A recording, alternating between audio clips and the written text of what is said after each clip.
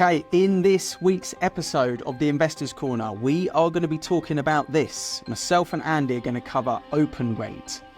It is exploding at the moment, but are you the right landlord that should be using this? And which landlords definitely should not be using this?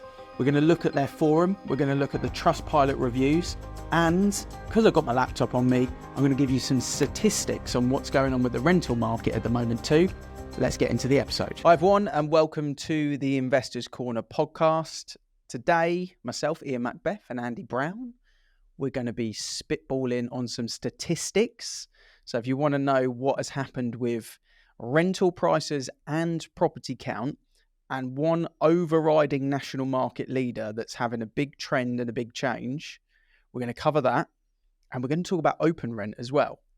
So hopefully not too controversial, but I think it's topical that we discuss OpenRent, and I've got the forum up and I've got the Trustpilot reviews up as well.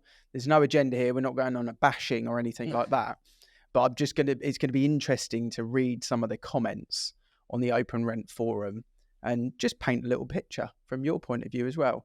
You didn't know I was going to do that. No. So are you ready, First Andy? time I know. Yeah, Let's go. Let's see what happens. Mike's got man flu, so he's not with us today. In fact, I've not checked in with him today. He potentially is already dead. So, Mike, if you're out there listening, we hope you get well soon. Yeah. So the first thing to look at is what's the year-to-date pricing. Now, we've got a bit of data that we use in the background that we pay for that probably most landlords and property investors won't have out there. This is, I guess, more factual and insightful than what Zoopla and Rightmove and things like that can supply. So I'm just looking at the average let agreed price. This is in the south of England. So it's like home counties outside of London, effectively. And if we look at the average let price for, I've done it from the 1st of January 2023 to the 18th of March 2023. That was £1,409 as an average. If we fast forward into this year, that's now on a flat £1,500. So effectively £91 in the home counties on let agreed price up. Does that kind of paint what you're seeing around here? I think so. We all know that rental prices have increased slightly. Landlords getting more money in their pockets. Now, it probably would have been a different picture if you did the comparison to, say, September 23, October 23, because that's when we're in a time where the rentals market went absolutely crazy. Yeah. You know, mortgage rates increasing, interest rates as well. People couldn't afford to buy a property. They were staying in rented accommodation for longer. But the picture sort of changed slightly at the beginning of this year. With better mortgage rates, people are making decisions quicker. It's freeing up some more property that they would have stayed in, which is why that you've seen the rental prices come down slightly. So instead of double inflation, we're now single rate inflation. So, it's still up. So yeah, I mean, it's still good for landlords. Yeah, still there. Bit more money, you know, in the back pocket. What about units? Well, this time last year, there was just under 30,000 properties let in this particular patch that we're talking about. And this year it's just over or just under 31. So about 1,000 properties more. So 31,000 to 30,000. Yes. So not like for like, effectively. Yeah. A little bit more activity at the moment. One of the key things that's changed, and I'll look at new instructions actually as well, just to see what's going on with the pricing of new listings to the market. In 2023, this is bonkers, by the way, this particular stat, which is why I wanted to do this on the podcast. So in 2023, the average listing price was £1,491, so £1,491. And this year, the average price is £2,267. So the actual price of properties coming to the market. And I don't think that the average rental price has obviously increased that much, but the type of property that's coming to the market this year is much more the family home market. I think it's family homes that are coming to the market, which is what we're in desperate need of, right, for the rentals market, because the majority of people out there looking for rented accommodation is families. So you need your 3 beds, your 4 beds, even two bed houses as well. It'll be interesting to see what price reductions have happened so far compared to this time last year, because I think what a lot of people have done is they've overvalued their property because they still think it's that period of time where the rentals market is booming, crazy busy, and people are trying to get as much as they can for their rental properties. But from what I've seen, there's been quite a lot of rent reductions on the new instructions that have come to the market as well. But yeah, type of property, it's great that those type of properties are coming back on, but still, are those properties at an affordable level for those families? It's tough. I've just spun it into houses. So for those listening, I'm on my laptop, by the way. I'm not memorizing this data or just randomly making it up. For those of you watching on YouTube, you'll see that I've got the laptop open here. So I've done it for houses. So taking the flats out of the market, taking mobile homes out of the market, bungalows, etc. This is just normal based houses. And if we look at last year, the average price that a property was coming to the market that was a house was £1,925, so £1,925, whereas this year £2,039, which paints back to that kind of £100-ish, £90-ish increase. But it's quite interesting that the volume is houses, whereas it's always been so many apartments coming to the market. I wonder why landlords are letting more houses now. Do you think they bought more houses, or do you think it's like let to buys? Or well, from the people that I've had conversations with, it's these people that have the houses currently, they're looking to move sort of overseas. So they've had enough of being here, paying the cost of living, all of that sort of stuff, and they're relocating to places like Australia, Dubai, Netherlands, places like that where they probably get more for their money and a better lifestyle, but they're in a financial position where they don't have to sell their property, or they're relocating for work, so they don't need to do anything with that property. So the thing for them to do is rent it out. That's the majority of the conversations I've been having. Others relocating to a different location inside the UK. So I've got a couple of homeowners that are moving to Scotland for work purposes. Again, financially, they don't need to sell their property. And for those people, that's the right thing to do, probably, because they don't know that it's going to work out up there where they're relocating to. So at least they've got their asset back where they started and can move back at any time. But yeah, those are the conversations I'm having. I'm sure there's different reasons. Important to highlight, this is the Southeast. So, we're not talking about London. We're not talking about up North Wales, etc., Midlands, Southeast. So it's relevant to the home counties only. And that's just quite an interesting sort of change in trend, really. And exactly for the reasons that you just spoke about, I would have thought. When looking at the data prior to the podcast, one of the things that I mentioned on the intro there that kind of jumped out at me, which was quite interesting, was the OpenRent market share. And if we go back to this time last year, OpenRent had let agreed 1,200 and they had a 4.22% market share. Fast forward to now, 2,300 let agreed and 7.45 market share. So if I look at the next kind of 5 agents, if you like, different brands, they've all dropped market share, and OpenRent has not quite doubled, but increased pretty significantly. So I thought it'd be good on this podcast to talk about that as well. So, again, without agenda, we appreciate some landlords want to do the property management themselves, and they're going to leverage OpenRent as a way of doing that. And some landlords want the convenience of having the right advice and it being property managed. And some landlords are nervous about leaving it in their own right and, being caught up to date with all of the legislation, etc. So they use an agent to kind of almost have that security blanket. But it would appear that the market share for OpenRent is growing. What's your kind of just take on OpenRent in summary, the service it's offering for landlords that you know about it? Yeah, I mean, look, they've got a niche and appeal to landlords that probably want to be more in control of their properties and want to manage it themselves. The thing that I can't take in, and that's because I've been in the industry for nearly 15 years now, and I've dealt with landlords personally, property management and all that sort of stuff. There's no communication structure with OpenRent. So if you need help, they're a faceless business. Everything is done electronically. You get the chatbot on there that redirects you to guides and blogs on how to do things.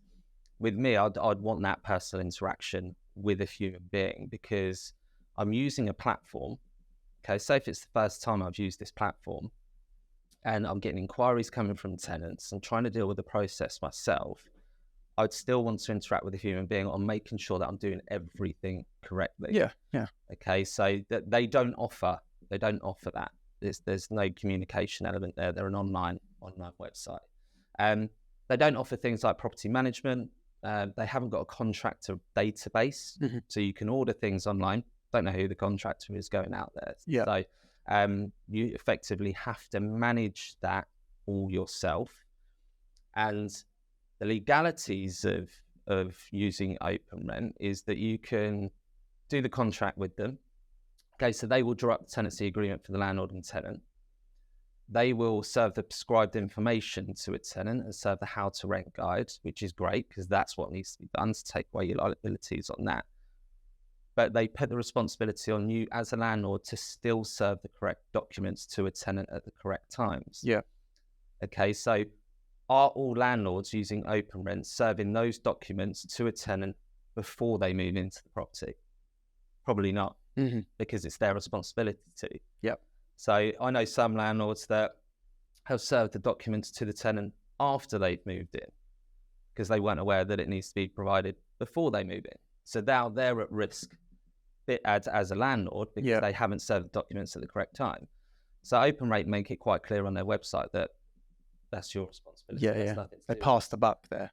So it's just little things like that. Now, obviously, price-wise, costs are tight at the moment for landlords, right? We understand that. So they're looking at other ways to try and bring down their costs. And compared to paying an agent 1,800 quid over a year, they might use OpenRent's rent collection for £10 a month. It costs them 120 quid.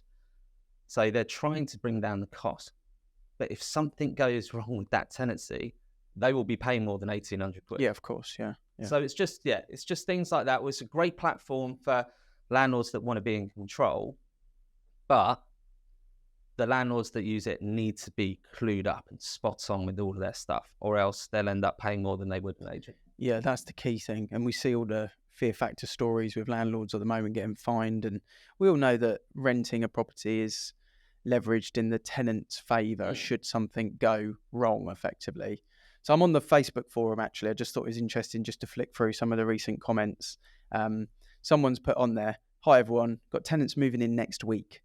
Do I need to do the right to rent check, even if I've managed the whole process through OpenRent? So they've done all the reference checks, etc. Do I still need to get copies of passports? Anything else? Thanks." And then someone's highlighted maybe you should join a landlord kind of network to get the right advice, because really you should know this. And then there's also, "Hi, yes, you'll need to ensure that they are issued with all the certificates on the right to rent guide. You're the landlord, shouldn't you already know? Yes, this demonstrates why newbies should have agents. OpenRent sent me a copy of their passport when I was doing the referencing checks, and I sent the tenant to the right to rent guide along with the certificates." Blah, blah, blah, blah, blah. And it carries on with some advice. But a couple of those comments from other landlords using it are kind of saying, look, if you're a newbie landlord, this is really not the place for you, which is kind of what you're highlighting there, right? Things like that, potential liabilities, talking, up to £10,000 fine on right to rent now. So they didn't do it. That's what it's going to cost you. And there'll be there'll be places that will be picking up on that. There'll be tenants that will be aware of this, that, and the other. And if you frustrate them, they're going to shop you. Exactly. And that person's put that comment on there, waiting for all of those replies to come back. If he'd spoken to me, I would have told him within 10 seconds what he needs to do. Yeah. And that's where the agent comes in. Yeah. Because we are experts. We can give that advice. Yep. OpenRent can't. Yeah. There's another one on here which I thought was really interesting. This is, I think, in the context of OpenRent, or in the context of kind of renting the property yourself. After advice, word of caution, please. What would you do? I've had 3 tenants join on a joint tenancy. Due to unfortunate circumstances, one tenant needed to leave, and via OpenRent, I was able to replace this tenant with her on a placement. She found who, blah, blah, blah. So she found. Then he's used all of the existing tenants to set up a new 12-month standard AST with a 6-month break. A couple of weeks later, the two existing tenants have now just served me 1 month notice to leave the property. I'm gobsmacked. They think they can do this. They now say their financial situation has changed, in brackets, within a couple of weeks. But originally they said they'd been offered a new opportunity, can't refuse job, accommodation. I feel very sorry for the new girl who's just moved in. She's worried she's going to be at a loss if her flatmates leave. So it's a flat with 3 tenancies. She's going to be liable for the rent and bills. What would be the consequences for them if they just left without giving me notice, without actually paying the contractual rent? Replacing the original tenant was very costly and time consuming, and I can't go through that again right now. So I'm planning not to agree to let them terminate early. Any advice? I mean, that's a bit of a bonkers situation in the market we're in, right? Because that should never need to be the case. No. Not with how in demand properties are at the moment when it's done correctly. But then you look at some of the comments on here, and this is the bit that kind of is interesting, Andy, because you've got hold them to the terms of the contract. Absolutely hold them to the terms of the contract. They have to pay until you find new tenants. You'll make sure they give you formal notice to quit, so you cannot be sued for legal eviction. And they're all kind of landlords saying, do this, hold them. But I don't think that's the right advice in this market, really. It's just going to make it difficult for everyone, isn't it? What's the point of holding them to a contract when they have no intention to pay? It's just going to be rental arrears on the property. If you want to get those rental arrears back, you're going to have to issue a claim against them, go through the court process. You might get a CCJ put on them. You could send bailiffs round to get the money back. It's going to cost you. So what's the point? In this current market where there's tenants out there, you're better off going, I'll accept you 1 month's notice, get new tenants in there and start fresh and start again. There's just no point. And why are you renting a flat on 3 different tenancies, you know, in a joint tenancy fashion? Because in this marketplace, if we're splitting the rental cost across 3 individual tenants, they've always got the ability to leave, but they're probably on lower salaries. I know everyone needs to live somewhere, but they're probably on lower salaries, and this is going to be the inevitable thing that's going to keep being repeated as well. So I just thought that's just a common example of something that's costing this landlord stress, time, and money, which really, if it was done correctly, would never need to be the case. And that landlord's now in a situation where he doesn't know what to do. Yep. Right. And he's going to lose money. If there's an agency there, probably wouldn't be in that position. You wouldn't be stressing because you'd be getting the correct advice at the correct time. Yeah. You know, experts are dealing with it. So this is the most recent comment on there. Please, can someone give me advice? I've had a tenant moving out. She's been very difficult over the last year, and things have been broken. We've had to go in and do repairs. She asked to paint when she moved out, but frankly did an awful job. I didn't do a move-in inventory and now want to claim on the deposit for repairs for paintwork and damages. Can I still do this? Answer, no. There's 23 comments on that. I won't read through them, but I mean, that is bonkers that they're in that position, isn't it, really, in this day and age? Yeah, because you've got, you know, if you haven't got the move-in inventory and check-in, then how are you possibly going to hold a tenant liable at the end of the tenancy for damages? You've got no evidence at the start, have you, on how the property was? So you're not going to get anything. Again, these are the comments from other landlords within OpenRent. Take off the deposit, which should with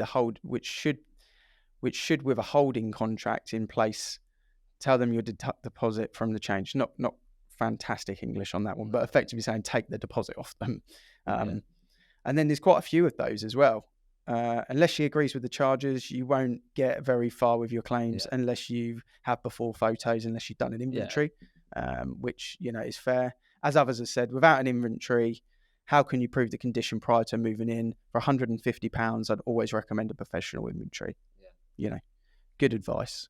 And then some people were being a little bit rude. But there's a couple of comments in the forum that are looking for this advice from other landlords. And as you can see from the tone, different landlords are saying different things. And if you go into the reviews on Trustpilot, it paints quite an interesting picture. A lot of these reviews that are negative are more about the landlords than OpenRent, in fairness. Like I say, we're not here to kind of slag off OpenRent, but we just want to raise the awareness. Now, it's got a 4.1 star review rating on Trustpilot, which is not fantastic, but there's worse out there. But that's with 3,000 plus reviews. 1 and 2 star reviews account for 14% of the reviews. So if we looked at that on its own right, that basically means that 14% of clients, it's free, so we'll call them clients in inverted commas, are unhappy relatively significantly. But 82% have issued a 5-star. So as I go through, it pretty much goes 4-star, 1-star, 5-star, 5-star, 1-star, 5-star, 1-star, and it kind of flows in that way. But if I just look at some of the negative ones, because it paints a picture of things that people could be aware of. Dishonest, sneaky thieves. Avoid these scammers as much as possible. Do not trust landlords in general, but even more so. Absolutely do not trust any that use this cheating site. And then there's some more details about things in there. If I go up to the other one, absolute nightmare to speak to someone. I think you mentioned that. Absolute nightmare to speak to someone to look for a property. Emailing OpenRent to have sent to the landlord and then back and forth over a week with no response. It's 2024. Get with the times and sort out your methods of communication, which, is again that faceless element of things. Avoid unless you want to rent from illegal landlords. And then obviously there's quite a lot in here. But effectively, some of these reviews are just highlighting that the type of landlords in general are not the type of landlords that tenants want to work with, which is probably not fair. It's probably a miscommunication somewhere, isn't it? I would have thought. Yeah. Or the landlord's not getting the right advice, and therefore they're coming across as sort of negative landlords to potentially work with. But yeah, the summary of the forum and here is, if you're inexperienced, if you're renting a property for the first time, or you've just got 1 or 2 properties, you've got a full-time job, you've got a family, you're middle-aged and you kind of got young kids, and you haven't got the ability to constantly be up to date with all of legislation and changes and everything going on, then probably OpenRent is not for you, is probably fair. Yeah, it definitely won't be, because don't forget, the OpenRent platform is that you get the inquiries coming through to you as a landlord, and that could be 80 inquiries coming through. You're trying to deal with those 80 inquiries yourself. You're getting viewings booked in. You're asking the relevant qualifying questions to make sure that they're suitable for your property. Mm-hmm. Then you might turn up at the property to conduct the viewings yourself, because they base that on there. If you want someone to do the viewings for you, it's £40 a time. £40 for a single viewing. Wow. Or they offer you a package that, whilst it's on the market, then it's £350 to do all of the viewings at the property. That's upfront with no guarantee of that. No guarantee. So that's what they charge, right? So you've got to do all of that. Then you're going to go, if you do the viewings yourself, you're going to turn up the property. Probably half of those viewings won't turn up because they never do. Yeah. Or they pull out 30 minutes before they're due to view the property. So you think about all of that stuff that you're trying to do, as well as organising the compliance documents, getting the contractors, making sure that they're attending, making sure that they're sending the documents back to you. how much time? How much do you value your time? Exactly. So you think about having a full-time job, Yeah. having a family, and trying to deal with different types of tenants, because you're going to get tenants that aren't suitable for your property. You've got to tell them that, you've got to deal with it all. I mean, we're getting 40 to 50, sometimes more inquiries per property. More inquiries.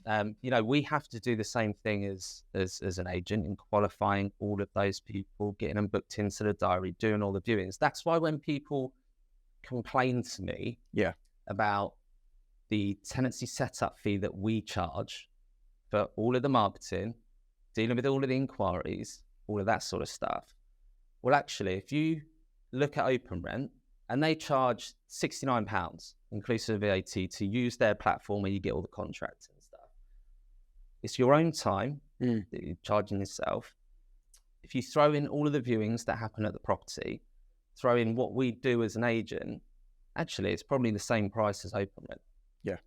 Right. Well, I mean, if you took say £2,500 for year one for a landlord in agency fees, for the average property, for example, the time that goes into that, you've got a day at least. Like you've got a full-time day of 8 hours ringing 80 people or qualifying the tenants and trying to speak to them, then calling back, blah, blah, blah, blah, because that's telephone tag. So your phone blows up for a solid 8-hour day just in getting people booked. You're not going to book, obviously, all 80 in. You're then going to do at least a day's worth of viewings, right? So that's another day. So we've got 2 working days. So you've either taken holiday or you've got 2 days of your own time that's gone into it. Then you've got to get the offers. Then you've got to do all of the bits and bobs to get, obviously, everyone up to the right stage. So you've got 3 days there before a tenant's even moved in. Then you've got all the jiggling around of move-ins, inventory clerks, do you need certain certificates to get booked in? So you've got to ring around and do all of that part of it to make sure it's compliant. Call that another half a day. And then throughout the process on move-in, is the inventory clerk doing it? By the sounds of it, a lot of the landlords here are doing it themselves. So you can add another half a day, potentially. You've got 4 days there. And we've not even got into the year's property management yet. Yeah. And when you've got calls coming in and maintenance and issues and this, that, and the other, we can easily add another 8 hours to the year. Yeah. So you've got 5 full working days there. So you've got a week off work or 5 full days. Now, I don't know about you, but do you value your 5 8-hour days more than £2,500? And if the answer is yes, use a letting agent. If the answer is no, go via OpenRent and just make sure you get it right, because you don't want to mess up and obviously have a higher cost than potentially that. But that's the way that I would personally look at it. And for me, having the peace of mind, having the right tenant with an agent that I trust, that's looked after, because the last thing you need if you're renting privately and you're on holiday or you're not feeling very well or whatever it may be, that you've got an urgent repair to do on the property, or there's a leak, or there's no hot water or whatever. What are you going to do? Exactly. Every day it's costing you money on your tenancy, because the tenant is tallying it up because they know that they can make the claim. And you make one error on little checks or not serving the right documents at the right time, could be, as you said, up to £10,000 in certain cases for a fine. If you don't do a gas safety at the correct time, because don't forget, if you're self-managing, you've got to make sure that you're setting all of the dates for when the certificates run out. You've got to make sure that they're being done before they expire. Yeah. Because if something happens at that property and you haven't done it, you're screwed. I mean, you're talking about prison sentences if something happened at the property. So if it's, you didn't do a gas safety certificate, something happened, you're done. Yeah. Like there's no doubt about it, you are done. Yeah. So it's just things like that, that's what the agent is here for. That's why I get annoyed when people start talking about the fees that an agent gets. Well, we deserve to get that because of the amount of effort that we put into it and the responsibilities that we take on away from the owner of the property. But I mean, if it was me, OpenRent I would use if I was a seasoned landlord and I had everything down to a point where I've been doing it for 5 to 10 years. I knew the ins and outs of everything. I might be a landlord that was in the industry before and I'm doing something completely different now. So I'm comfortable in managing everything that I can. Yeah. But if you're a landlord that's been in the game for a couple of years or just starting out, then you have to start off with an agent. I think it depends if you want to be looking for passive income? You know, do you want that passive income? And are you an accidental landlord, a new landlord, or are you just looking for that convenience factor? Use an agent, be protected, take your time away, let it be passive. It is passive when it's fully managed, you know, within reason it is. If you want to be a full-time landlord and quit your job and have a portfolio, then maybe something like OpenRent is fine, you know, with the different forums, with the advice, putting your full-time work into it, trying to leverage the agency fees away. But obviously, be organised, be methodical. If you're a scatty person, it's not for you. No, you're going to get screwed here. But if you're an organised, methodical person that can afford to do it full-time without another job, and you haven't got young kids and things that are going to take you from one direction to the next, then potentially use it. And, you know, there's a lot of people that are very happy with the service, but I think don't just flippantly go with it because some landlord said, "Oh, use OpenRent, it's free," you know, because it's not free as we've highlighted there. So, I think if anyone's got any questions on it or any advice, or if you are an OpenRent landlord and you want to come on the show, you know, that would be great. Or if you work for OpenRent, if there's someone out there that there obviously is people, someone in there that wants to come on the show, we'd have someone from OpenRent on the show as well. And if maybe you have got questions or you want some advice from me, Andy, or Mike or Pooja, then obviously reach out to us as well. But next week we've got a guest coming on. An investor coming on with Pete. Oh yeah, for next week's episode. Nice, so HMO. Yeah, we'll be recording that this week. Big buzz about HMO at the moment. Speaking to a lot of people about that. Yeah. So it seems to be the route that a lot of property investors are going down. So it's definitely one to check out. So we've got the HMO mentor and we've got the HMO investor. So excited for that as long as that happens. So if you want to get that notification, hit the subscribe button on the channel. And then obviously you'll get the alert when that drops next week. But thanks for listening. And if you've got any comments on this, please drop it in and we'll get back to you straight away. See you next week.